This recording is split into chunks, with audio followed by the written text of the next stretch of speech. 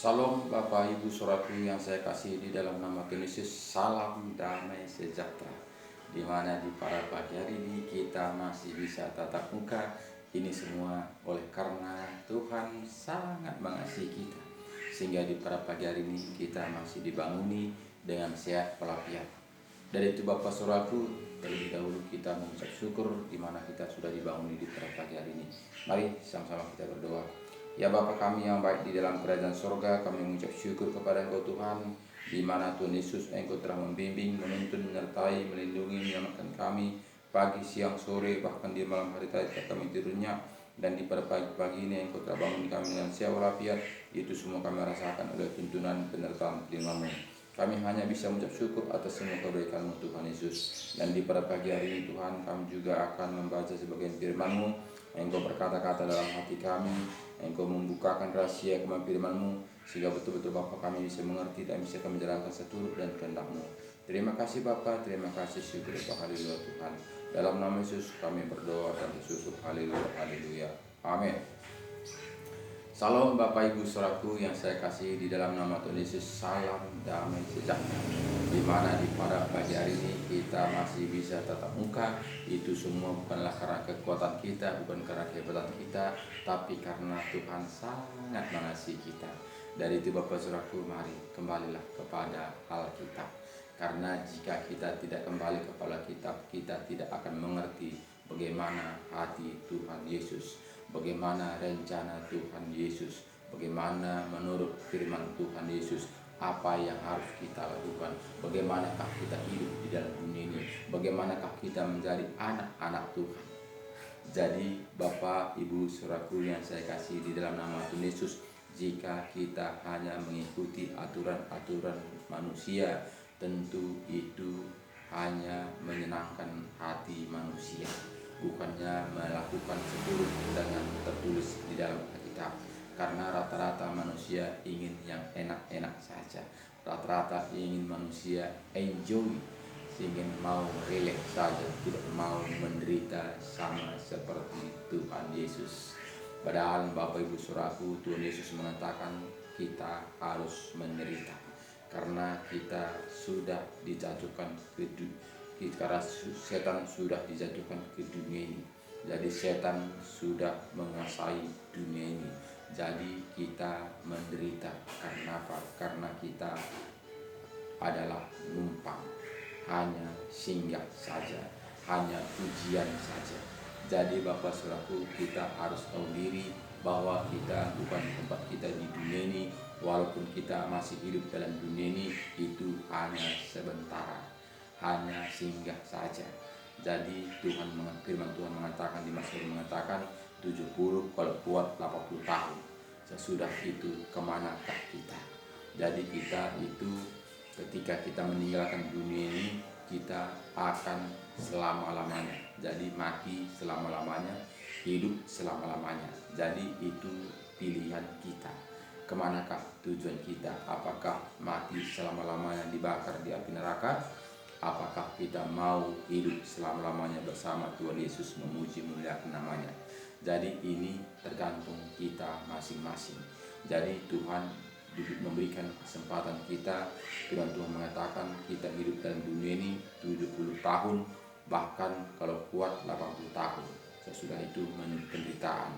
Jadi itu diberikan Tuhan kepada kita untuk seberapakah, kemanakah tujuan kita, apakah yang kita lakukan selagi Tuhan memberikan kesempatan buat kita. Jadi Bapak Ibu Saudaraku, kita tahu di mana Tuhan sudah naik ke surga, dan Dia akan memberikan Roh Kudus. Roh Kudus akan dimateraikan dengan roh kita ini. Jika kita membaca firman Tuhan, taat dan setia melakukannya, roh Tuhan itu akan dimateraikan dengan roh kita ini. Jadi roh Tuhan itulah yang akan berkata-kata, roh Tuhan itulah akan menuntun kita, roh Tuhan itulah akan membimbing kita, karena sudah dimateraikan dengan roh kita ini. Jadi menjadi pertanyaan sekarang ini, apakah kita sudah dimateraikan dengan Roh Kudus? Apakah masih ikut-ikutan saja? Jadi jangan kita mengatakan saya sudah Kristen dari nenek moyang saya. Jadi itu bukanlah menjadi masalah. bukanlah itu menjadi ikutan, bukanlah itu menjadi jaminan. Tapi apakah kita sudah bertobat? Apakah kita sudah kembali kepada firman Tuhan? Apakah kita sudah mau taat melakukan firman Tuhan, taat dan setia? Jadi Tuhan mau ketaatan kita, Tuhan mau pertobatan kita, bukannya lamanya kita menjadi orang Kristen. Kita melihat bagaimana kawan Tuhan Yesus yang disalibkan 3 orang itu, kita lihat sebelah kanannya, dia mengatakan, jika engkau sampai nanti di rumah Bapa, ingat aku, katanya. Tapi Tuhan Yesus mengatakan, saat ini juga kamu akan bersamaku.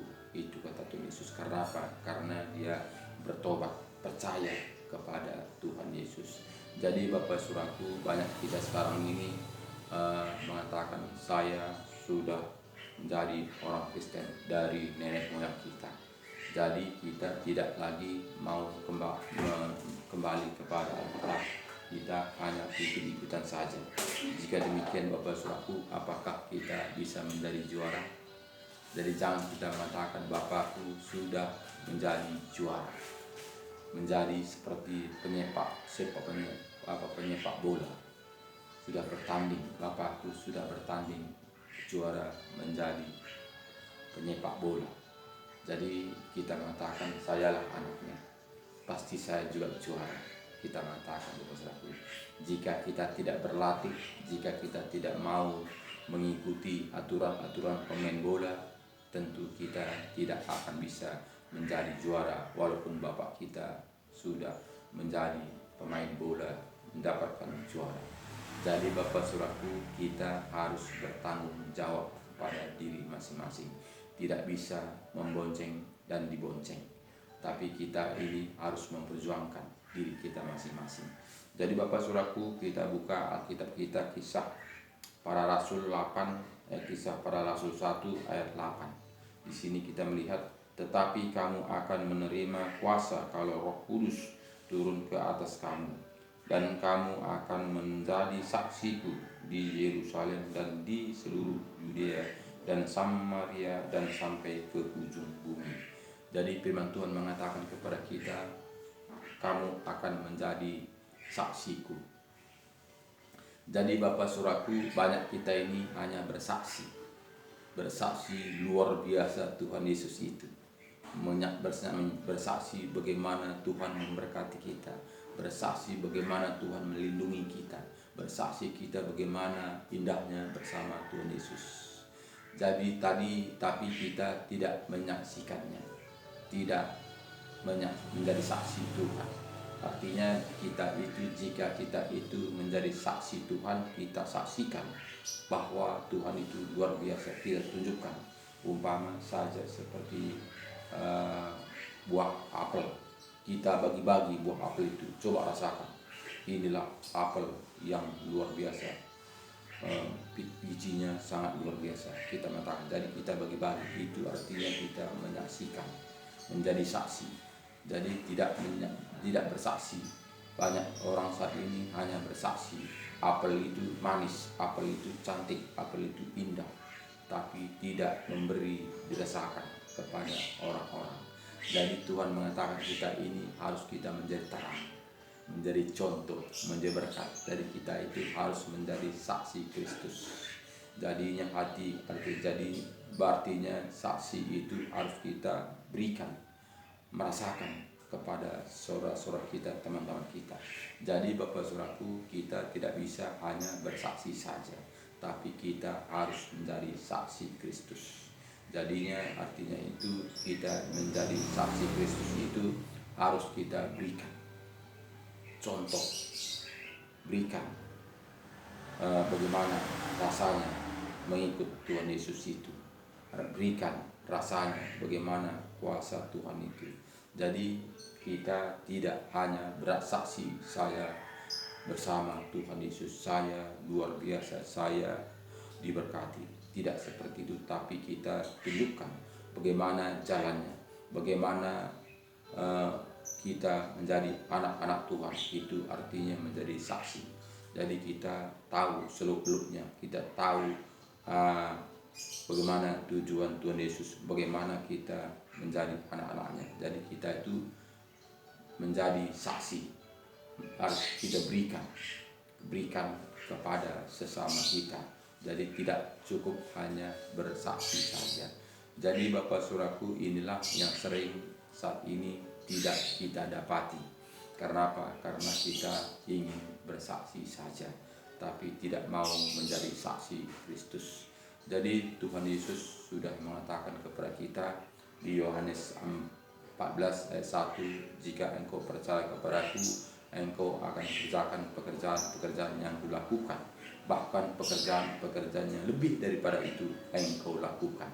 Jadi kita itu harus menjadi saksi Kristus, harus menjadi pelaku Kristus. Jadi kita tidak cukup hanya percaya saja, tidak cukup hanya bersaksi saja, tapi kita itu menjadi pelaku firman Tuhan. Jadi Bapak Saudaraku, kita melihat bagaimana Yesus mengatakan kepada kita tadi di Kisah 1 ayat 8 tadi, tetapi kamu akan menerima kuasa kalau Roh Kudus turun ke atas kamu, dan kamu akan menjadi saksiku di Yerusalem dan di seluruh Yudea dan Samaria dan sampai ke ujung bumi. Sesudah ia mengatakan demikian, terangkatlah ia disaksikan oleh mereka, dan awan menutupnya dari pandangan mereka. Jadi kita melihat itu pesan Tuhan Yesus terakhir. Itulah pesannya kepada murid-muridnya yang 11 orang, termasuk kita, karena kita yang membaca firman Tuhan ini. Jadi Yesus terangkat ke sorga, bahkan murid-muridnya yang 11 orang itu memandang ke atas. Jadi Bapak Saudaraku, kita diberi tugas menjadi saksi Kristus. Jadi kita harus menyaksikan bagaimana Kristus hidup di dalam dunia ini. Jadi kita mengatakan Yesus sudah disalib kayu salib. Jadi jangan kita salibkan Tuhan Yesus itu kedua kalinya. Banyak saat ini kita sudah tahu kita ini menjadi Kristen, pengikut Kristus, tapi kita menganggap Tuhan itu datang kedua kalinya untuk mengampuni dosa kita lagi. Jadi Tuhan Yesus tidak lagi datang kedua kalinya ke dunia ini untuk mengampuni dosa-dosa kita. Tuhan Yesus datang ke dunia ini sekali untuk mengampuni dosa kita. Kedua kalinya Dia akan menghukum kita menurut perbuatan kita, menghakimi kita menurut perbuatan kita. Jadi jangan kita lengah, karena setan itu menina-bobokkan kita. Setan itu mengatakan, sudah tenang kamu tidak masalah, kamu berbuat dosa tidak masalah, karena kamu sudah ditebus, kamu sudah pasti akan selamat.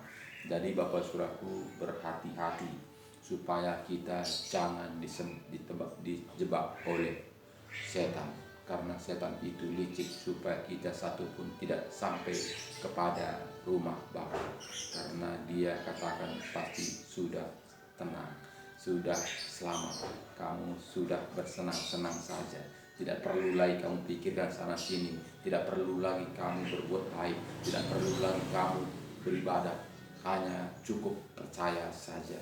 Makanya banyak saat ini orang Kristen tidak mau beribadah, cukup sekali saja pas Natalan. Banyak saat ini namanya tercatat di gereja tapi tidak mau beribadah. Kenapa? Karena dia menganggap sudah tenang, sudah terdaftar namanya di buku kehidupan, sudah pasti selamat. Karena hamba Tuhan mengatakan sudah selamat. Banyak saat ini jika orang Kristen meninggal, dia katakan sudah selamat, dia sudah senang di rumah Bapa. Jadi Bapak Ibu Saudaraku, itulah pedoman manusia orang Kristen pada saat ini, sehingga tidak berusaha untuk memperjuangkan keselamatannya, karena hamba Tuhan sudah mengatakan tadi sudah selamat, dia sudah senang di sana, dia tidak susah-susah lagi, tidak lagi ada tangisan, karena dia sudah senang di rumah Bapa. Padahal Bapak Saudaraku, dia kelakuannya dunia ini kita tidak terpuji.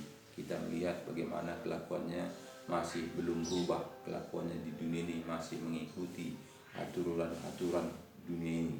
Jadi belum lagi menjadi contoh, belum lagi menjadi berkat.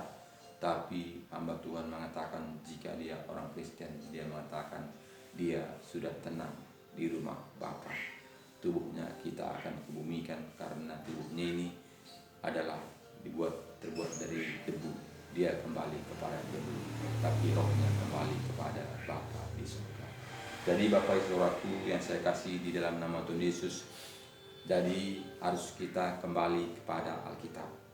Kembali kepada Alkitab, kita ada tugas. Kita melihat di mana di Matius 28 ini kita melihat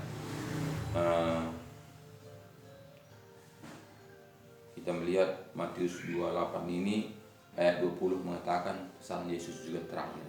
Jadi sini katakannya, dan ajarlah mereka melakukan segala sesuatu yang telah kuperintahkan kepadamu, dan ketahuilah aku menyertai kamu senantiasa sampai kepada akhir zaman. Jadi Bapak Saudaraku, mari beritakanlah firman Tuhan. Saksikanlah, bersaksilah, menjadi saksi Kristus supaya banyak jiwa-jiwa selamat. Jadi di sini katanya tadi ayat 18 kepada kita, Yesus mendekati mereka dan berkata kepadaku, telah diberikan segala kuasa di surga dan di bumi.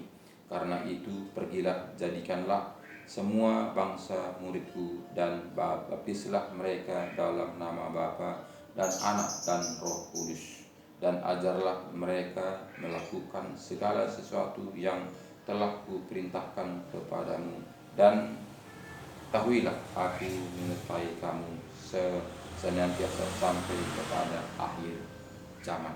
Jadi Bapak Saudaraku, bukan saja pendeta, bukan saja hamba-hamba Tuhan, bukan saja pengurus gereja, tapi semua kita yang percaya, semua kita yang mengaku menjadi orang Kristen, semua kita yang menjadi anak-anak Tuhan, kita ini harus pergi memberitakan firman Tuhan. Harus kita itu bersaksi, menyaksikan, menjadi saksi Tuhan. Jadi itu Tuhan suruh kepada kita. Jadi kitalah menjadi generasi penerus. Kita inilah meneruskan pekerjaan Tuhan. Karena Tuhan sudah naik ke surga untuk menyediakan tempat bagi kita. Jadi Bapak Saudaraku, kita ada tugas. Jadi kita tidaklah tenang-tenang saja seperti yang kita bayangkan. Kita tidak tenang-tenang saja seperti yang kita pikirkan. Banyak saat ini manusia berpikir dia tenang-tenang saja. Bahkan dia menganggap dia sudah selamat. Bahkan dia menganggap dia sudah mendapatkan kehidupan yang kekal itu. Jadi tidak lagi berupaya, tidak lagi berusaha untuk melakukan kebenaran firman Tuhan, tidak lagi mau kembali kepada Alkitab, tidak lagi mau membaca Alkitab. Karena apa? Karena semua sudah selesai. Jadi Bapak Ibu Saudaraku yang saya kasih di dalam nama Tuhan Yesus, kita hidup di dalam dunia ini adalah ujian. Jadi jika kita tidak mempelajari pelajaran-pelajaran untuk kita dalam ujian, bagaimana nanti kita mendapatkan hasil yang baik? Bagaimana nanti jika kita diberikan jawaban pertanyaan-pertanyaan kepada kita, bagaimana kita menjawabnya? Jadi Bapak Ibu Saudaraku, kita hidup dalam dunia ini adalah tempat ujian. Jadi kita harus tahu apa tugas-tugas kita jika kita mau menghadapi ujian. Jadi kita tidaklah tenang-tenang, tapi harus kita belajar terus, membaca terus, supaya ketika kita sampai di dalam ujian, kita bisa mengingat apa yang kita pelajari, bisa kita jawab jawaban-jawaban yang dilontarkan kepada kita. Jadi Bapak Saudaraku yang saya kasih dalam nama Tuhan Yesus, banyak saat ini orang Kristen tidak lagi mempersiapkan jawaban-jawaban apakah yang harus dijawab. tidak lagi mempersiapkan eh, apa nanti yang dipertanyakan oleh gurunya. Padahal kita tahu kita ini adalah di dunia ini adalah ujian, tempat ujian. Jadi Bapak Saudaraku, kita harus menjadi eh, pelaku firman Tuhan. Kita harus taat dan setia supaya kita, jika kita diuji, sudah pasti selamat. Karena apa? Karena kita sudah di dalamnya.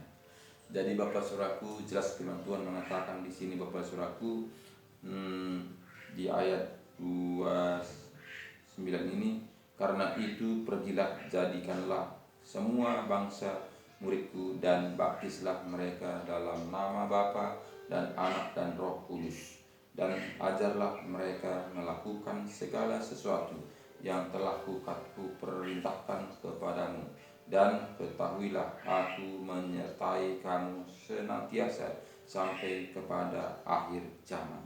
Jadi Bapak Saudaraku, jangan takut. Jangan takut apa yang saya sampaikan, apa yang saya kerjakan. Karena apa? Karena ada mengajari kita. Jadi kita ujian di dunia ini, ada yang menuntun kita, ada yang mengajari kita. Jadi ujian-ujian yang kita hadapi, ada yang menuntun kita. Jadi kita tidak sendirian, ada yang mengajari kita bagaimana untuk mendapatkan hasil ujian nanti. Jadi banyak saat ini orang Kristen mengandalkan kekuatannya, mengandalkan kehebatannya, mengandalkan kegigihannya, sehingga Tuhan tidak akan bekerja, sehingga Roh Kudus tidak akan bekerja. Kenapa? Karena mengandalkan kekuatannya. Jadi Bapak Saudaraku, jika kita menghadapi ujian ini dengan akal kita, dengan kepintaran kita, kita tidak akan lulus. Karena apa? Karena banyak tantangan, banyak masalah, banyak arus yang kita tempuh. Jadi kerikil-kerikil hidup dalam dunia ini sangat banyak, tajam untuk membuat kita mundur. Jadi Bapak Saudaraku, harus kita dituntun dengan Roh Kudus. Makanya jelas firman Tuhan mengatakan kepada kita, di mana Yohanes 14 ini jelas katakannya kepada kita, ayat 15 kita mulai, jika kamu mengasihi aku, kamu akan menuruti segala perintahku. Jadi Tuhan mengatakan segala perintah Tuhan. Jadi tidak cukup percaya saja, tapi apa perintah Tuhan, kita melihat apa yang diajarkan Tuhan Yesus kepada kita. Jadi kita itu tidak bisa kita katakan sudah selesai, sudah enjoy, sudah bersenang-senang, tapi kita kerjakanlah keselamatan. Itu Rasul Petrus mengatakan. Jadi kita melihat di sini firman Tuhan mengatakan, Yohanes 14 ayat 15, jika kamu mengasihi aku, kamu akan menuruti segala perintahku. Apa yang harus kita kerjakan? Bagaimana kita mengerjakannya? Apakah kita sanggup mengerjakan pekerjaan Tuhan Yesus? Ini jika kita berpikir secara logika itu tidak sanggup. Tak usah dulu yang lain-lain, sedangkan membela kebenaran Tuhan ini untuk demi kesehatan kita saja, kadang-kadang kita tidak mampu.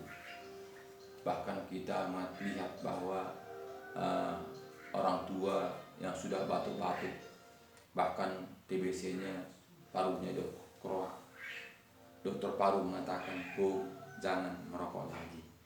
Tapi apa kata opung itu? Lebih baik aku tidak makan ketimbang tidak merokok, dia mengatakan. Kenapa opung itu mengatakan seperti itu? Karena dia tidak bisa mengalahkan kedagingannya, karena dia tidak bisa mengalahkan hawa nafsunya.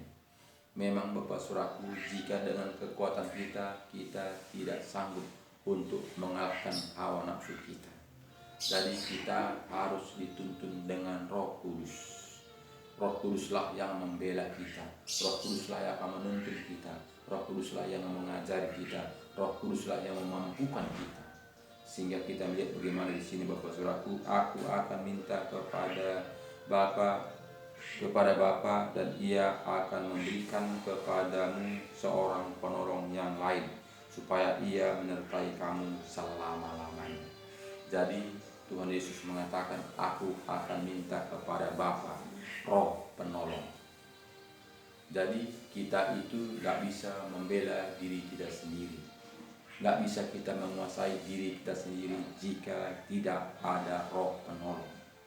Kenapa? Karena seperti Opung tadi jelas katakannya, aku tidak sanggup, lebih baik aku tidak makan ketimbang tidak merokok. Dia mengatakan seperti itu. Memang betul Bapak Saudaraku, dia tidak bisa melepaskan rokoknya itu walaupun maut sudah menantikan dia.